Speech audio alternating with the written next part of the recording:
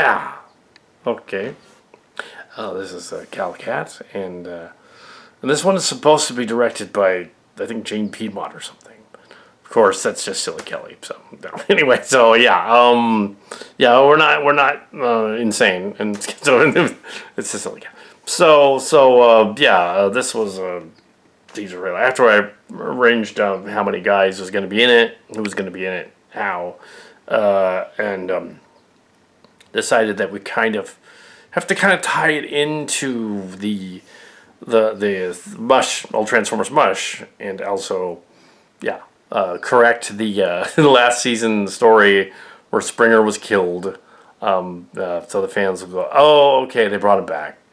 Yeah. Galvatron rebuilt him to go fight the Wrecker guy, which totally makes sense if you know what Blunjen is. Totally makes sense. Come on. So yeah, we have Bludgeon. I had to read up on Blunjen because, except for him being a pretender back in the late '80s, I think '89, and in the Japanese one, he was in that one too. He wasn't really in the American one so much. He was in the comic books. He's in the UK comic books quite a lot and became a favorite over there. And he's been used in a lot of the Alt Transformers MUSH because a lot of that was connected vicariously to the university servers that had the MUSH, and some of them were connected to England's servers as well, and they loved Bludgeon, so he was in a bunch of stuff. So Bludgeon is in a bunch of stuff in this season, and that's awesome. Bludgeon. So basically, I wanted to include, well, not everybody, obviously, but some of the guys from the last two seasons, just to give it, because it is about the G1 ones, but I do want to have it be about the new ones too. So there weren't a lot of Decepticons in the Transformers meet Star Trek. So a little quickie thing. So Bludgeon was a skull-faced pretender guy that turned into a little tank. The Michael Bay movies did a version of him too, and that's our version. I looked online for other Bludgeons, and they're ridiculously too expensive. And I thought, well, like I have one from Dark of the Moon. I haven't opened it. Instead of ordering another one for probably the same price as getting one, why don't I just open it? Because it's worth $100. But sure, I'll just open it. Because I'm never gonna sell it. So I opened my Bludgeon. That was $100. The original, when I bought the toy, he was like 25, or 30, I think. But yeah, here's Bludgeon, and he is one of the antagonists in the story. He is part of Shockwave's group, but he's also part of something called the Mayhem Squad, the Decepticon version of the Wreckers. He's fought Grimlock and several other people. On the bio for this character, it says he fought Ironhide, but after fighting Whirl, the ninja guy, who at that point wasn't introduced yet, so they made him somebody else. The Sulu sounding Whirl guy, who shows up later as a samurai. It's probably what they're thinking of. In the Michael Bay movies. He's supposed to be the bad guy. In this version of the story, he's supposed to be kind of a perv, and a murderer and a psychotic. He's a murderer and psychotic, and he kills there's an alternate version of the Chas story. The Shockwave accosts her, and then she commits suicide. In one version, that was a transitions version. In this version, it was written a little later, and Bobby Carruthers rewrote it so that it was more like, oh no, this guy is just psychotic killer. It's a little different, so they're remembering it differently, and the creation story of them is different. So I thought, okay, that's a little convoluted, and we don't necessarily need that kind of creation story. Let's instead of reanimating her in the story, when we open this scene on the prison planet, let's reanimate Springer and save the Springer, because it does happen in the story just a little later. So we animate Springer, which does happen. Um, but a little part of it's her. They're connected. Road Rage is there, and yeah, they're all recovered. Also, it appears that the three little pretender guys, shells that were originally played by human characters, they're back in the Mayhem Squad again, and they rescued him. Well, they're back in the Mayhem Squad, and they rescued him. Yeah, the Simon Furman stuff went off in a different direction and did different things in the IDW books and the other ones. That history I didn't like so much. That didn't really work. Fighting Grimlock, who, yeah, was just, why? No, he'd be more like a ninja secret agent guy. Bad guy. Originally, he was going to sound like, and I'm going to have to keep the voice consistent. He was going to sound, unlike the doctor guy in the last one. I have to keep the voice consistent and have him not be gravelly voiced and then stop being gravelly voiced. He was going to sound like Godfield.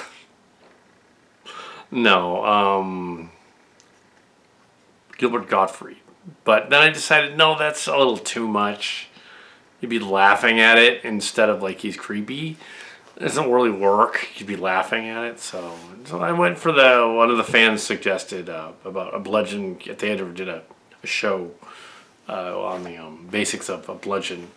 And there was other fans that suggested he should sound like Skeletor, like Mark Hamill, and then Mark Hamill mixed in with Skeletor, so Joker and Skeletor. And interestingly enough, later on, Mark Hamill played Skeletor in the He-Man movie, so I'm going to make him sound like Mark Hamill playing Skeletor, which makes him sound evil, but not quite Starscream. A little more jovial about his destruction and death, I think. But yes, a little more gravelly. Yes. Not so much like the Joker, but, more like Megatron's insane half-brother. Like, yeah, more like that. like you figure this guy would probably, he's less like a samurai and more like a berserker. His name is Bludgeon. He just runs around and hits people with swords and stuff. So yeah, he's a berserker, but oddly enough, he's a berserker of Japanese descent, sort of, but he's not. I don't know how that works, but yeah, because berserkers are like Prussian soldiers from the wars with the Russians and the Prussians. Yeah, that's a different group, the berserkers. Also, the barbarians were a different group. So yeah, it's like what? Well, okay. But yeah, so he's a berserker soldier guy. Yeah, he's Bludgeon. Assuming his pretender shell has been shed and he's just running around as a little tank guy. There were versions of him where he did other things. Yeah, I thought like we've got. Interestingly enough, we have Roadbuster, who is a wrecker. We have Springer, who's a wrecker, who shows up. Yeah, so to the prison planet. And the prison planet in the story, in the teaser here, where they escape from, is the prison planet from the IDW / newer version, the Prime Wars version. It's not named after John's friend Gary, actually. No, it is called Garius, Garrius, Garius. It's not named after the coworker at all. It just happens to be called that. That's the name of the planet. Urius 6. It's a planet at the edges of Transformer space where they've locked up Autobots and Decepticons who are so crazy they just couldn't handle them. They've locked them up in this prison planet. So yeah, so that's where Prime was during Starship Locations Meets the Transformers. He was on the prison planet on Skylinks. Apparently, the bad guy Berserker and his friends shot down Skylinks. They had to repair him, which is funny. This is the story. They shot him down. But they repair him, so it's implied that some time passes when they put him back together. Also, you don't need to know there was a Transformers meets Star Trek story. It helps if you know that there was. And watched it, and you're probably familiar with MUSH, seasons 1 and 2, would help that. But I like that these Mush stories can be watched singularly out of order if you want to. But if you want to follow the continuity, you kind of have to, of each individual section, you have to. Corrosion of War, that end was a 7-parter, and the rest of the season had kind of its own loosely connected episodic episodes. An hour long, roughly each. Each one was an hour of Transformers fan films. There was I think 17 the first season and 11 the second season. This one will be about eight or nine. Yeah, but 2 of them in the middle are double episodes. And the finale is sort of a double episode. So it might be more like 11 again. So we have a little bit of in-camera effects, so flashy lights and things. I'll have to look at the dailies. I think it works. I did something different with the creation story. I decided that doing that again, even though we kind of did it in transitions, would be doing it again. So I figured, no, let's not do that. Let's not make ambiguous Rodimus and all that stuff and set up all that and make the teaser 30 minutes long and ridiculous. Let's just say they're somewhere else, prison planet, and Bludgeon has escaped, which is in the story, and in the beginning, Bludgeon escapes. It's a different planet in the story, but I made it curious to match up with the later stuff, Prime Wars stuff. There's a little bit of Prime Wars in here, a little bit of everything. I think I refer to them as the guys too. The Mayhem Squad in there. Most of the Mayhem Squad is dead though, because the Mayhem Squad were pretenders originally. There was a squid dude and a wolf there's a wolf and a cat that changed sides and went to be Autobot. There's the Cat Rager, Catilla, and one other one, a wolf dude. They're both modeled after card characters from my series. So yeah, I couldn't include them, but something like them will show up. The Catilla has had offspring, and Abra and Kadabra and Houdini as Catabots show up. So that's cool. Later on in the story, we also have they're robots, so they're going to address some of the Transformers, how that works, how they reproduce, but nothing gross, nothing slashy. No, they just do, because they wouldn't need gender, but they probably do need to make more of themselves and replicate. Otherwise, they wouldn't be. So that's fine. Anyway, and the idea that Springer finds the Matrix laying there. That was inspired in the story. That's not in the script. Because I thought it's an excuse to turn him into another version of Springer and repair him. So, he's repaired. We're not sure how the other Matrix works. We're not sure what universe it's from or if it's dangerous. But it'll give him the ability to do stuff that the other ones don't. It's similar to the one in. I'm thinking it's similar to the one in Space Bridge. In that one was on Scorponok and during the fight between the cities, and that one kind of just did creation stuff. Didn't really. It reanimated the evil Cobra Corpse guy. It's a creation matrix. Yeah, it's not a. It's one of the creation matrices, which was referenced in Transformers Redemption. It's one of those. It's the thing that Skylings in the other universe had that made him go crazy. So, oh no. Well, maybe in this universe it doesn't. Maybe it works differently. Just like that. So, this is Kal Kat, the Kal Katster. This is May the 4th, Star Wars Day. And we are now entering the script for Facing Up. And I looked over the segments where we crossed off some of the stuff, the Piedmont stuff.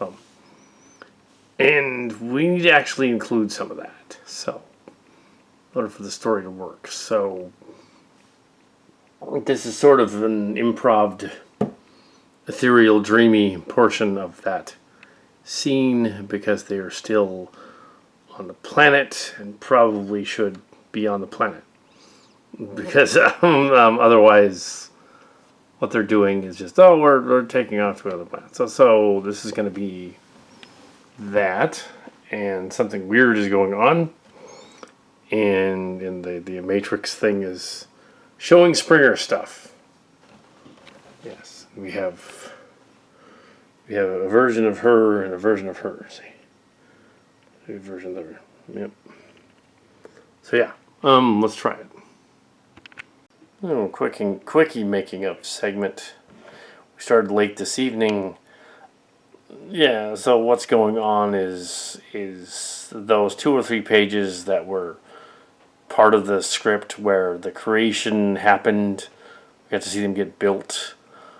I redid it so it was similar to a little later in the story where they're sort of imagining what it was like to have been there. There's 3 of them, and they're sort of a triumvirate. And they thought that it would embellish on and expand on that, and have it be like, okay, maybe one of the Paradron guards, which happens to be the same model as Moonracer and Chassis, gets inhabited by her spark, because this matrix of the spark's been following him around basically for the whole series. It's been keeping an eye on him as sort of a ghost, sort of his conscience, his inner self thing, and leading him toward this matrix thing that he finds at the quest. The matrix. What do they call it? The matrix of matrix of redemption. Matrix of redemption. Yeah. So it's not an Autobot matrix. It's the matrix of Solus Prime's matrix of redemption.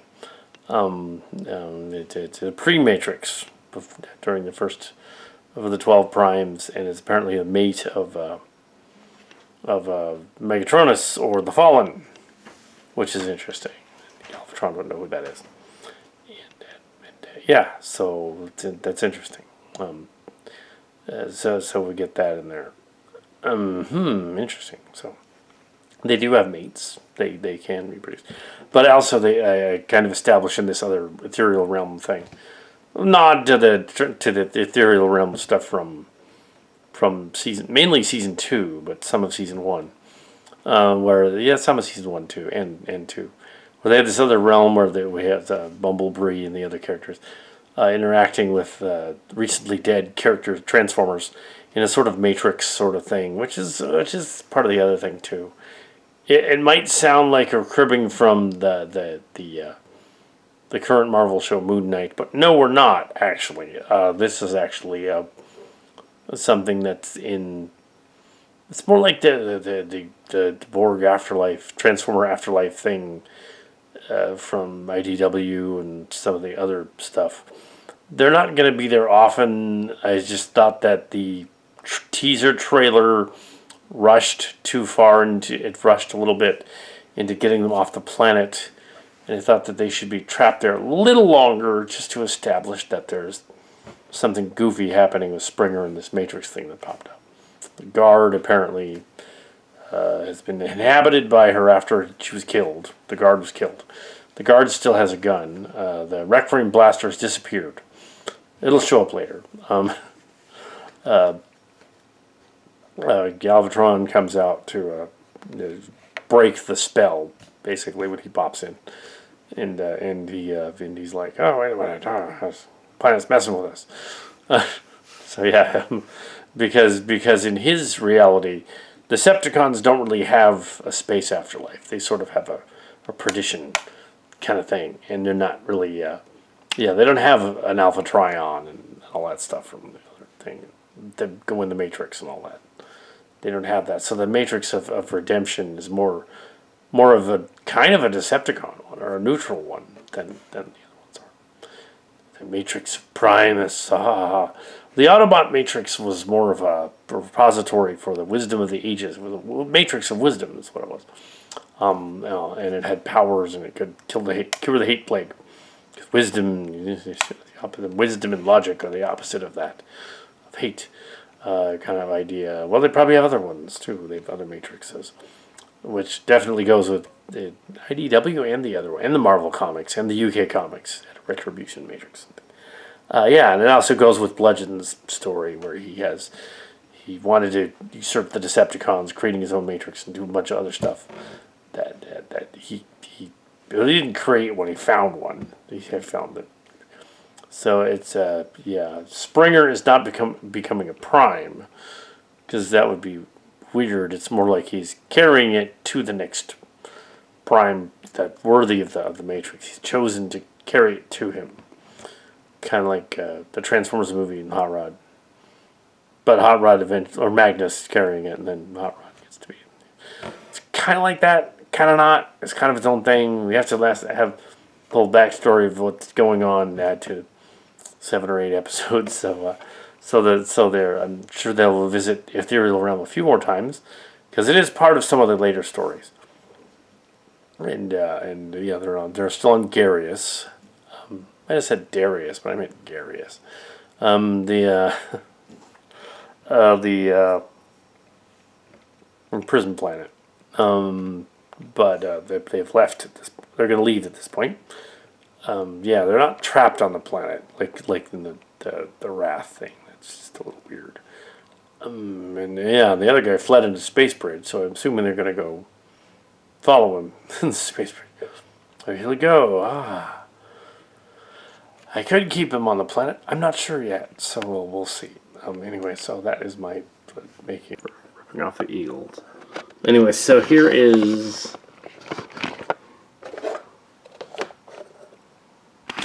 Oh, what the? I'll do this later. They're not really gonna screw, but maybe we're done for the night. I think.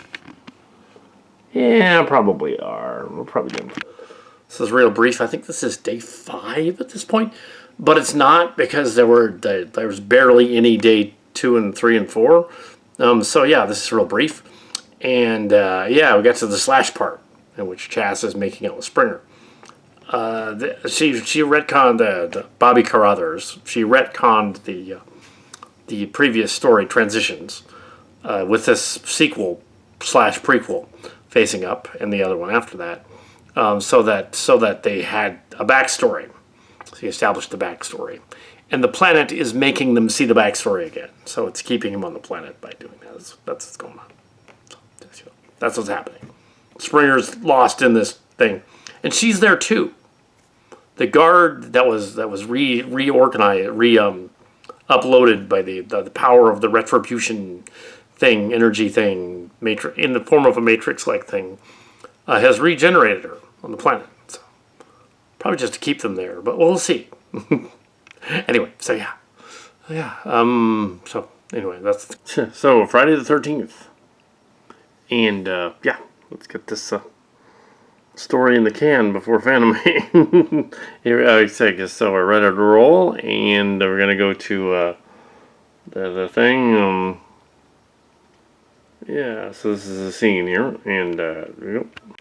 It seems that all of the filmings of this particular production that we've done have all been roughly the evening, because for some reason the first part of the day never happens. So it's always the evening. But I guess the other shots were kind of like after the Star Trek thing, so the evening kind of makes sense. This was the ethereal plane part, featuring what appears to be Draconis Prime as the builder, the assistant to the builder. But even though Bobby Carruthers' version of events is different, and her version of how Primus worked and the sparks and all that, she didn't really include sparks, but she didn't like that. Memory, personality conflict, G1 personality cubes and stuff like that, and Vector Sigma. Sparks were later. That this story clearly is before Beast Wars. That the original draft of this was before Beast Wars. So even though the 2001 is the released 2000 story, 2000 is a released story, but it was actually earlier. It's probably like 96, be my guess.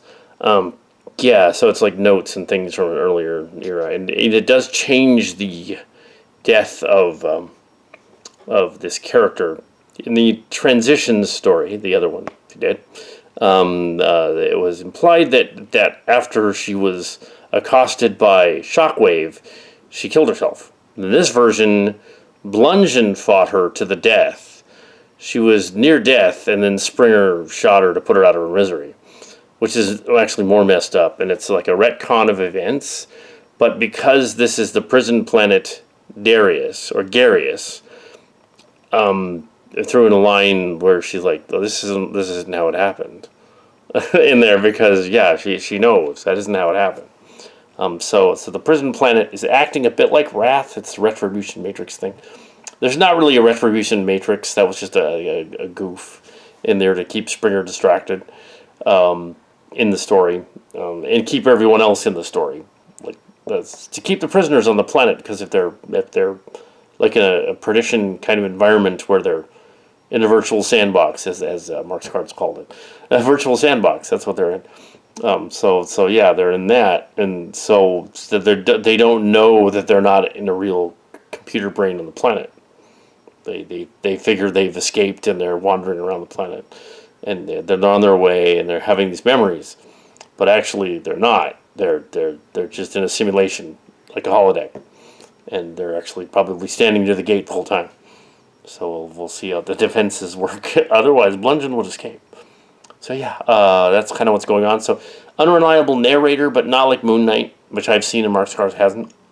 It's not like Moon Knight, and that Moon Knight was trying to make it look like it was literally happening and there were gods in it and stuff. Whereas this one, they aren't ghosts and gods from the past and stuff like that. It's not really that he's on another plane, and it's just a guy that looks like Draconis Prime, but it's not.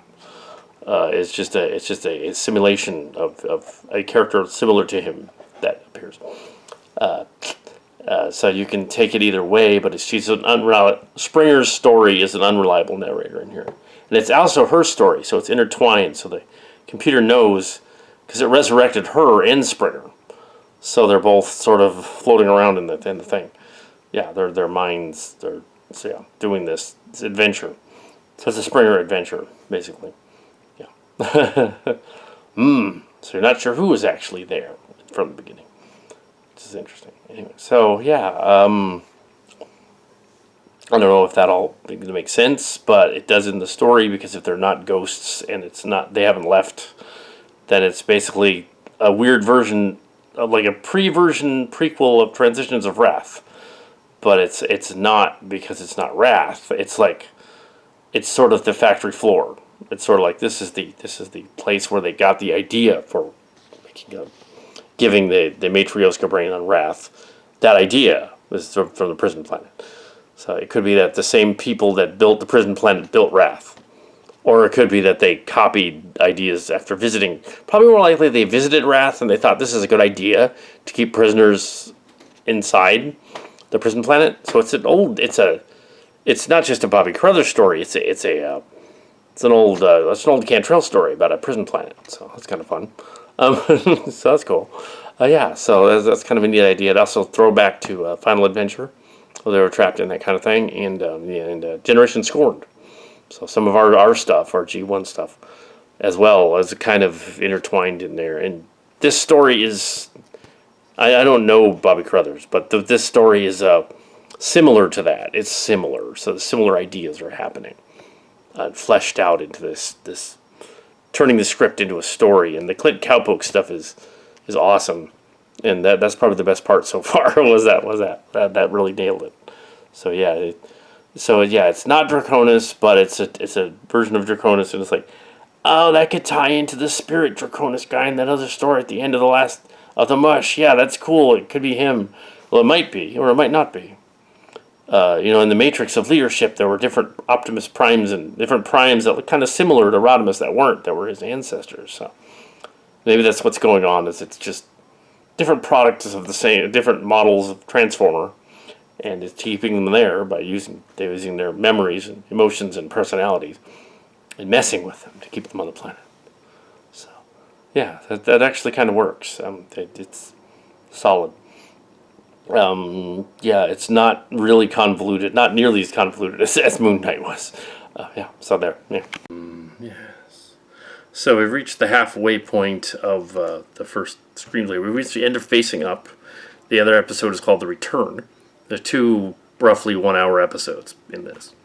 So even though the script said it was going to be it was going to be like 60 minutes for the whole thing. It's probably more like 80. So yeah, here we have Facing Up. Yeah, and everything fits, even though the whole ethereal thing, prison thing was added. They're still kind of prisoners of their own mind, sort of like Hotel California, the haunted hotel.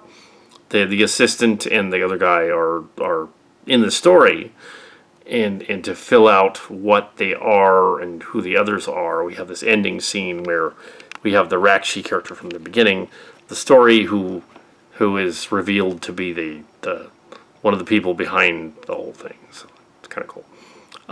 Hopefully it's not too much like Moon Knight. It shouldn't be, because this story was written 20 years before that. But yeah. So unless she's a fan of the Moon Knight comics, which were in the 70s and 80s, I don't think she is. I think she's taking from the other ones.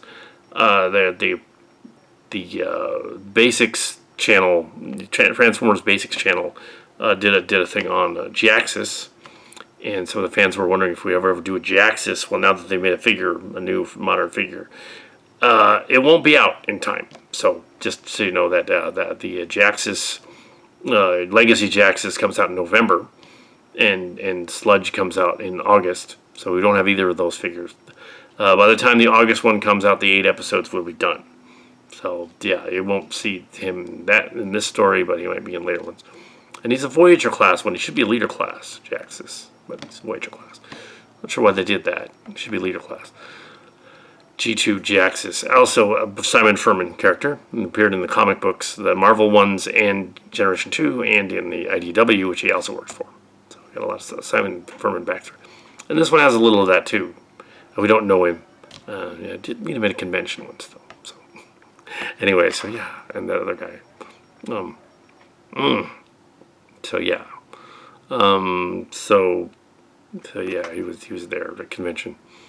Yeah, and yeah, so we've used characters and ideas like the Leech Maximo and the other stories and put them out there. We're presuming that the Jaxus in these other timelines, because it's a multiverse, is dead.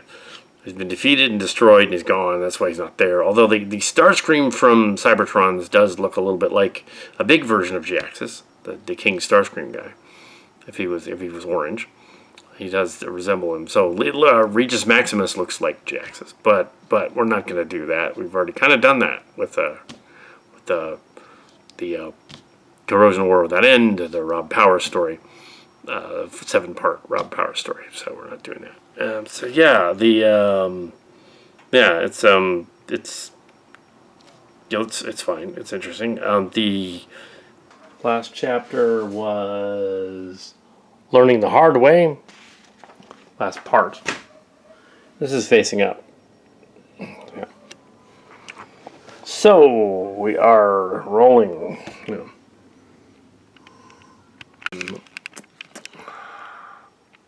Yeah. So the other story was Learning the Hard Way, and this is Facing Up. Learning the Hard Way is the prequel showing the sort of origins of Chas and the Chas relationship that was hinted at in Transitions. This is the origin, and this is the aftermath. So there's an aftermath story of Transitions. It's sort of like she was expanding Transitions into this larger work. This is the aftermath. But yeah, so yeah, it's evident that this is after Transitions in this story. But because we're in the prison planet and it's a virtual reality sandbox, there's it's not the way it happened. It's the way the planet keeps them there. So it's not the way it happened, but it's kind of the way it happened. So the Learning the Hard Way was the first one, and this is Facing Up, and so we'll do more of that tomorrow, I guess. Yeah, so pretty much. Yeah. Making of page 7. It's Sunday, 15th. Yeah. So we're rolling. That's it. It's going to be RC and Springer having a dialogue. Very late, so let's do it. It looks like 2 years ago today, Transitions of Wrath, the story that the original story, this Bobby Color's story, came out on YouTube. So it's 2 years ago. This is a sequel, and yeah, so cool. So yeah, it was 2020, in the middle of the pandemic, and yeah, so Transitions to Wrath. Here is a follow-up, and we put elements of another story in there, the Wrath Planet, the Andraxis stuff from Andraxis and Lord Commander, and the other story in there too. So Fading Empires and all that stuff from Blood Crow. So there's Andraxis elements in it, and it's also the Springer and other thing. So and then it goes on to be Andraxis, the other story of Blood Crow, Belinda Kelly, and Barbie Carruthers. I don't think they meant to have those two stories similar together, but in this one, and that one, they were in the Kal Kat version, because we wanted them to be on the Wrath Planet and have it, because it was all of it was like flashbacks from years before. We wanted to make it so that it was current with what was happening to them, so we put them in a position where they were in their own shared hallucination, their own virtual sandbox in that story, like this one, and where it's the present, but they're reliving events from the past. It just makes more sense story-wise. You're not going through the trouble. It's not time travel. They're reliving events, and it's kind of what Twilight Zone was known for, and Outer Limits and stuff like that. Some Star Trek was done with that one. But yeah, so very science fiction-y idea. Yeah, so it is 2 years ago, Transitions to Wrath. It was called Transitions, originally. And it was about Springer and Chas and RC, and she put herself in it and said, I'm Chas. Yeah, that's what's going on. And killed her character, which is kind of angsty and dark, but 4 years later, she came up with the sequels. The Facing Up and the other one. Learning the Hard Way and Facing Up. And we've just flipped them and decided to do Learning the Hard Way first and then do Facing Up, which is what happened here. Because, let's show a version of how Chas ended up, and then go back and show the other version. And I just shot footage of the part where Chas is killed by Shockwave. That's actually what happened. So that scene where he's going to kill her, that's what actually happened. So the other scene, so the memories are breaking through, and we have a cameo by Rodimus Unicronus in the background, and time and space are all Magnus and Giant Rodimus know, and Giant Rodimus shouldn't be Giant Rodimus, but he is. So it's clearly the defenses of the planet are messing with Springer, and it's also revealed that Springer in this story, in this tonight's episode, this scene, is actually like a zombie. He's been reanimated by Galvatron, and he's a zombie, which Rodimus Unicronus would know about as Max's Carta. He'd know about that pretty well. But yeah, and it's clearly manifestations of the other guy. There's both of them there. That's all. So cool. Anyway, so yeah, it still works. Late start again, and I think this is it for this evening. And so this was up to page 27, roughly, end of 26. Actually, 26 don't use it. It's just Blue Streak and Jazz show up, and then they never show up again. So don't use that. Anyway, so that's going on. That's basically it. So we have a Prime and sort of a Magnus and Rodimus scene at the end. Sort of a different Rodimus than the Rodimus. It's a different guy, clearly. It's the one from earlier. It's sort of a dream. I don't know how they would be seeing that, but maybe there's a reason for that. Maybe Magnus is there with him. He got pulled into. I guess. I don't know. I didn't think about it. I have to fix that. Anyway, so that is that, I guess, for the evening. Okay, so it's the 17th? 16th or 17th? Either day 11, I guess. Day 11. And, instead of Blue Streak and Prowl, it is Blue Streak and Jazz, because it doesn't make sense. They're not in the story otherwise. It's these guys, and they're talking about his demise. So that's basically what I'm going to do. So, yeah. Oh no. That's a wrap. To check the dailies. Full day of filming. Day 11. Pilot. Facing up. Transformers, Lexicons. Alright, this is Kal Kat the Kal Katster, and this is making of the Facing Up, the Transformers Lexicons pilot episode. In lieu of a Fanime, 10 days or so. So it's 11-day shoot, and now it's 11 more days of Fanime. So we have to put it together now that it's shot, now that it's in the can, to watch the dailies. It was said in the script that it was directed by the MC Camera Jane Piedmont. It's not. This one is Kal Kat, but yeah, she's not there. But there. It is interesting that pulled it off. Also, that it's sort of an odd thing. The Transitions of Wrath had bumpers on the beginning and the end that were about the Andraxis Wrath Planet kind of thrown in there, and the Andraxis Wrath Planet from Belinda Kelly. So there's kind of that in there. There's kind of Blood Crow in there, but it was actually mostly about the original story, which was the Springer and Darcy thing, and a slightly more different, altered version of what happened between Bludgeon and Springer and Chass and Shockwave in a different way. We don't show any of the actual, anytime there's like a violent scene or something, they cut away or they show a blast or something. The fighting is basically cartoonish. Not because we can't show it, because there's some thing against doing that. There's nothing like that. It's that they're plastic and it looks fake. So we just kind of imply they're plastic fake. Because you kind of can't show that. The episode had a lot of technical aspects, trying to get things together, the characters in their right mind and whatever. So we had to do that and get it right. And so it is.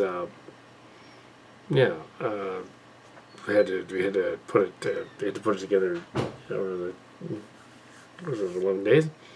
A pilot. It usually takes about 7 or 8 days to do the whole, 11 days to do the whole thing. But this time the pilot was a little slower. Mainly evening shoots. This one was a day. We get 10 pages left in a day. This being the last one. We have. I do have a King Starscream hero who isn't in it. King Starscream, the little hat. King Starscream, he's on a little throne. But he has nothing to do with this. So I have a King Starscream from Andraxis. There he is. An actual real one. An actual King Starscream Andraxis with the throne.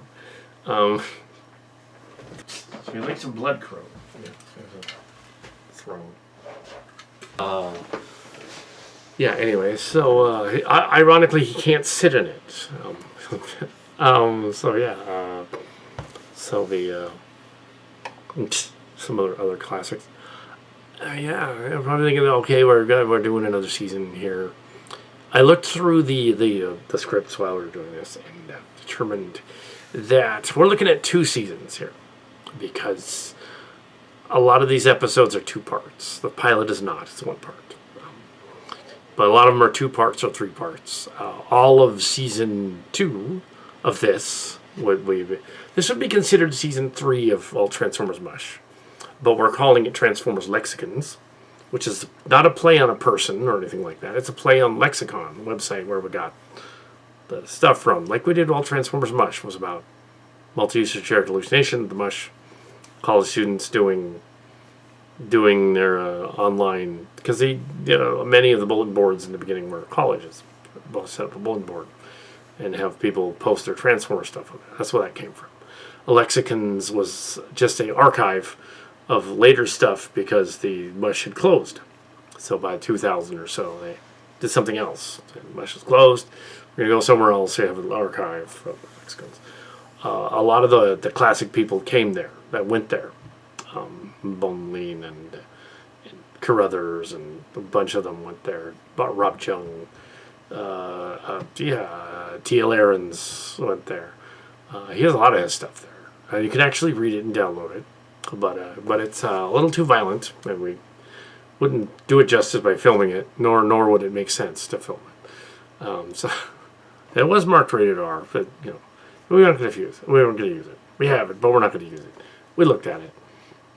But this other stuff is all the PG-13 stuff. So it's the good stuff from other people. We don't know who Chromia 311 is, but she did a lot of stories in season. What will amount to season 2 of this or season 4? There's a couple of stories. There's a guy named D.B. Cooper, but not D.B. Cooper, obviously. K.D. Cooper. Was playing on B.D. Cooper, clearly, who did a bunch of them too. We have other names that are new that we don't really know, but they're going to have bylines. They're going to, you can say it based on a story by this person. We don't need to say co-authored by because they're not really at all. They're an adaptation of a parody adaptation of a Transformers product going out there.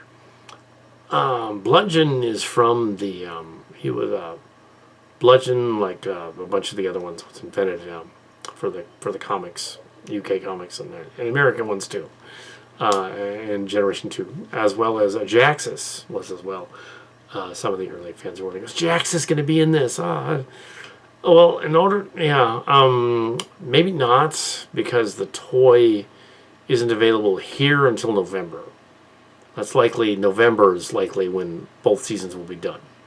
So, all the way through the rest of the month. I don't know, so. Probably not. We probably won't have him. Use somebody else to play him, but unless we get an early version of him. There's really no... and considering that in the I don't know, anything can happen. But we don't have Sludge yet either. We don't have Giant Sludge yet either. Although some of the stuff we did say did happen. Like, we said early on with those mini Dinobots and the core combiners like 2 years ago. Mini Dinobots a year ago or something. They're going to make bigger ones. They're going to make bigger ones. And so far we have a Grimlock and a Slag. Big ones. They made big ones. Excellent. And Sludge is coming. But Sludge will probably not arrive until later in late August anyway, so he probably won't appear until July or August. But yeah, Sludge is coming. I'm assuming they're going to be Swoop and Snarl next. Snarl and Swoop, probably. So they make bigger Dinobots. They made other ones. Some people have wondered whether there's some weird connection with a Netflix show. There kind of was, but kind of tenuously. And there was no connection with Cyberverse. There was no connection with the later stuff with Cyberverse, although I've seen some of it. And it's really weird, and looks like those What If shows. It's really hard to look at. No shading in the animation. It's really weird. Some of the Netflix show worked. Some of the fans were complaining about the Netflix show. It works if you think of the Transformers as a multiverse. So it works.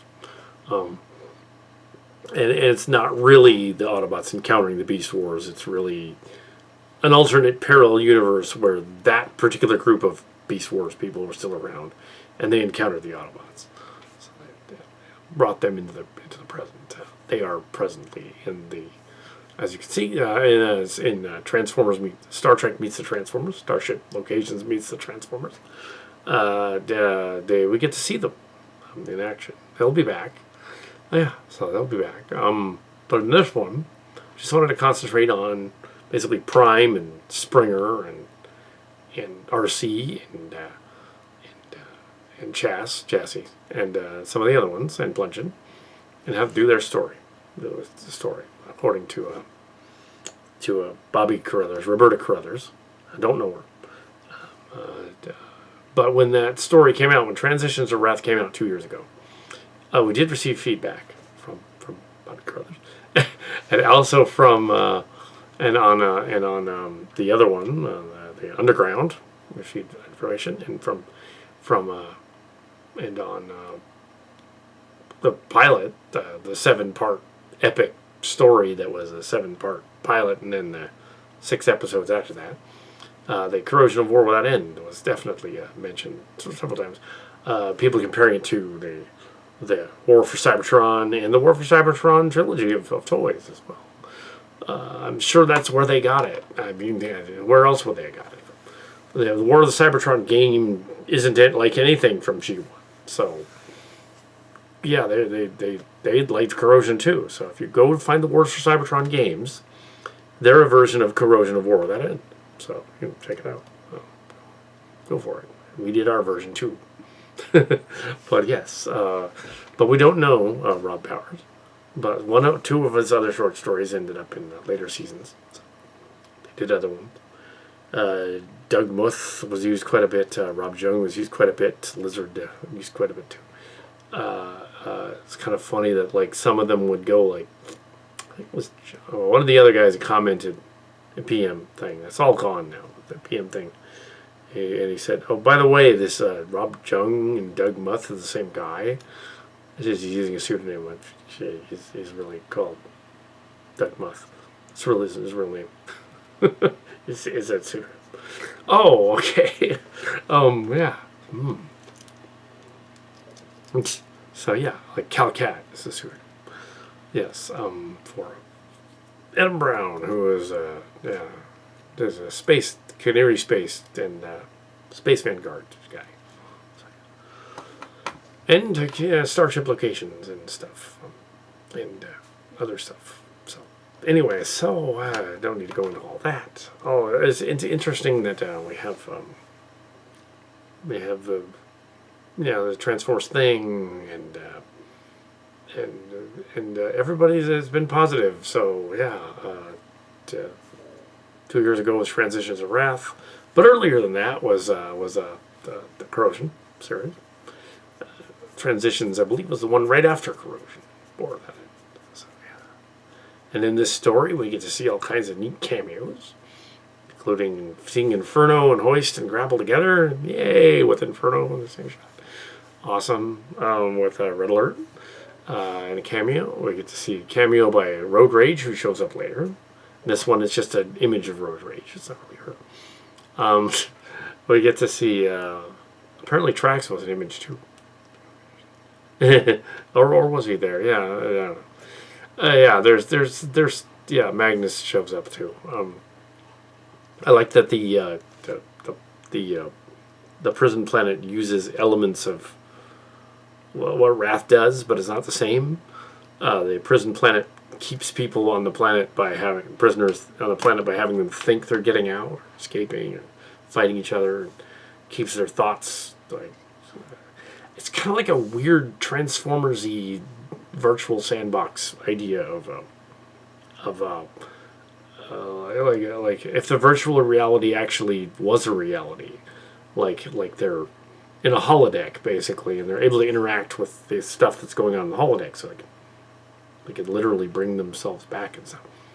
They're not disembodied sparks necessarily. They're just so yeah. So the thing, if it deems you worthy, it helps you out, which is kind of interesting. I'm not sure how that entirely works, but it's in the script. It was in the script as being their. It wasn't really a Wrath Planet story this time either. The Darius stuff is from the comic. Yeah. The Darius stuff is from the comic books. Just added on there just to give it a beginning and an end, and as a plot device, including the appearances by the ethereal people, ethereal robots, and the Primus robots and stuff, and Draconis and Rakshi, and they had to show up again, and looked for Maxis Carta, who shows up a couple times in there, playing Rodimus Unicronus in this one. And it's, yeah, a bunch of them show up in the pilot just to be there. Yeah, and yeah, so that works. So in the end, it all comes together. And in the end, they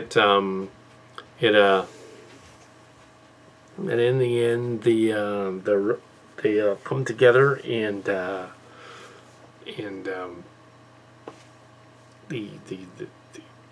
everybody comes together at the end. Those are just summarizing the whole thing. They discover that Springer and Bludgeon, because Springer is sort of a zombie in it, that planet is reanimated. Well, Galvatron helped, but reanimated him, brought him back. Also brought back a security program thing that remanifested. So we get to bring Springer back, basically. Last season, oh no, why? How could you kill Springer and just have him be dead? Oh, it's messed up. But we figured out a way to bring him back, so he comes back. And if we're going to bring him back, why not bring back Chassis as well? So she comes back as a security program thing. It is, and at the end, everybody's redeemed. Springer's redeemed because, again, he got to fight Bludgeon, and again, he didn't kill him. He let him live and said, I'm going to put him back in the prison. So that all happened. But Rodimus may have not been there as a giant Rodimus. Clearly, he wasn't there as a giant Rodimus. That was a manifestation of another form of Max's Carta. It wasn't Rodimus. But he was imagining those things happening, and he was imagining RC being there with him. RC wasn't there with him the whole time. But he was remembering what RC had said, remembering what Chas had said. So it all totally makes sense. It's not convoluted. It's a little convoluted. And in the end, everything works out. And we find out that Chas has been revived by the Thing because he's been redeemed. And Prime's gun has been taken, or his Requiem blaster. But also that Matrix thing that he was wearing that disappeared, that the other guy had, Springer had.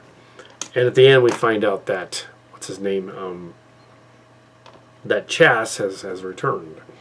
And they've redeemed them by saying, oh, you can bring her back, because you can have her back. Because she shouldn't have died the way she died.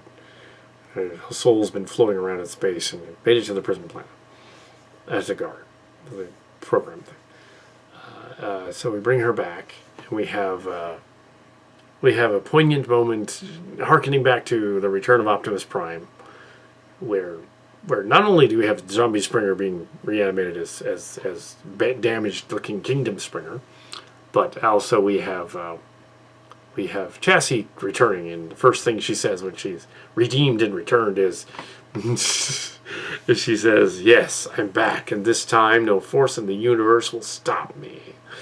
She says that. She says that's how Line Prime said. So this is a sort of, it's not a post-credits. This is a scene that's essential to the end of the story. So I guess in making of, this is essentially establishing that, yes, absolutely, they are off that planet. The end of this, so this is like a couple of weeks later, they're off the planet. So that's what this is. So I'm going to add this to the making of, because yeah, you kind of need it. So it is Sunday 22nd, I think. And yeah, it's got to be in here. So let's do this. Action. They fought tooth and claw with this one. Yeah, I've this is an early version of the story completed. The music's not in, the title credits not in, and all that. I'm just rendering the early version of the story to be released long before Fanimate. It'll probably be out tomorrow in the evening. So yeah, maybe in the afternoon, we'll see. Once we get all the other stuff, it's late tonight, so we're not going to do it tonight. We will finish the rendering. And we have an episode where we got to the end of this story all blocked together and everything, and said, okay, there's a couple of plot points we actually forgot. Kind of have to have them in the story. Kind of have to have them there, otherwise the audience will think they're still on the planet. So let's put them back at the bar, and let's have them do the Cheers ending, kind of. And have them be like, okay, yeah, all this weird stuff happened to me, over the years and all this, and we're all back together. And there's another version of RC there, Rage is there. Everybody's there that needs to be there. Yeah, the Autobots are okay. And it appears that that Hoist has analyzed the Redemption Matrix and determined that it was a vessel for her spark. So it's actually explicitly said after they got out, that's what it was. But also part of it was in Springer, and that's why he was resurrected too. So it wasn't just Galvatron that did it. It was this Matrix of Redemption thing, which was hinted at by the ghosts in the story. Well, they weren't really ghosts. They were sort of messages from the space matrix, and they were part of the defense system of the planet. I'm assuming the redemption matrix was part of him to begin with. I kind of imply that because his power up mode would have so he didn't find it on the planet. He had it with him. Yeah, he just didn't realize that he had it with him. Once he was killed and then resurrected, he realized, oh, I've got this thing with me. I can totally bring back anybody I want that I loved. Oh, that's cool. I can do that. But he had to be redeemed first before he could do that. Only Transformers can do that. So, which is not quite what the story was implying. The story was going in a different direction and saying revenge is bad, and that she can't come back, but they're robots. So it's like if you have your favorite, it's her favorite character. It's her Mary Sue. She comes back. Come on. There's a short story later on that does this little 10-minute segment. So I just put that in here. So that's what this is. This is a short story. I changed some things around a little bit. But there's a really little mini story where they've resurrected her. So because but yes.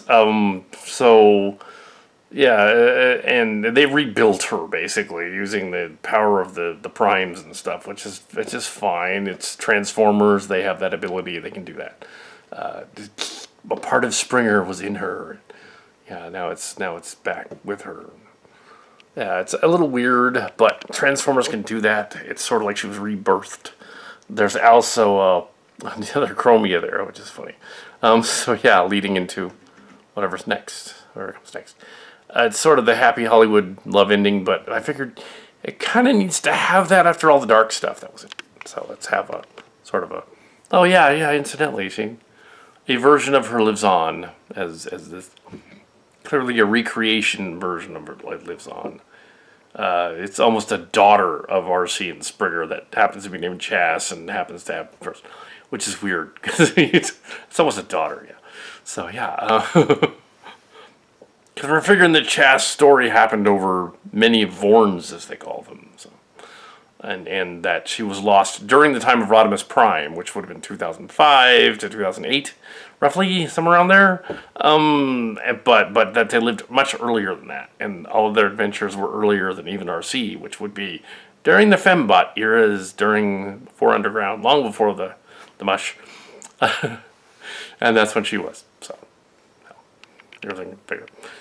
So having a version of her come back is concurrent with the stuff later done by Belinda Kelly or Bloodcrow, stuff that was done by Hroxy, and stuff that was done by the person that thought of Windblade later on. So they're all kind of similar characters to that. The same kind of idea. Road Rage and Hroxy are similar. Windblade, but Nightbird is similar to Night Racer, similar to Moon Racer. So yeah, you have this sort of duality of the Transformers and their origins and their making and their models, and the other RC from the other universe points out, oh yeah, it's a universe, it's a multiverse, there are other versions of us anyway. So it could also be that. So you can have many interpretations of how she came back, how we came back. Also, the giant Springer's too big for the RC toy. It doesn't work. It did in the original story, but it transitions to Wrath, but it didn't work. So they're off the planet. They're back at the base. Yeah, and the auto shop, as they called it, is from G1. It's not just Rob Jung. She didn't know. She should have, but she didn't know. It was that. Go back to that if you want to find it. Go back to the 2 episodes featuring Blaster, and one of them featuring Blaster and Soundwave fighting. And they go hang out at the discotheque, and then they're at the other place where they're drinking Energon and stuff, and there's some other dudes there. That's the auto shop. So it's G1. Yeah, it goes back to G1, and yeah. So I decided to add a little more. Just transform your day into an adventure, and you'll see what fanime. I don't know if this episode will air there, but they can go on YouTube and watch it on my channel. So if they want to watch it. It won't air there, but they can watch it. Yeah. Anyway, so transform and roll out.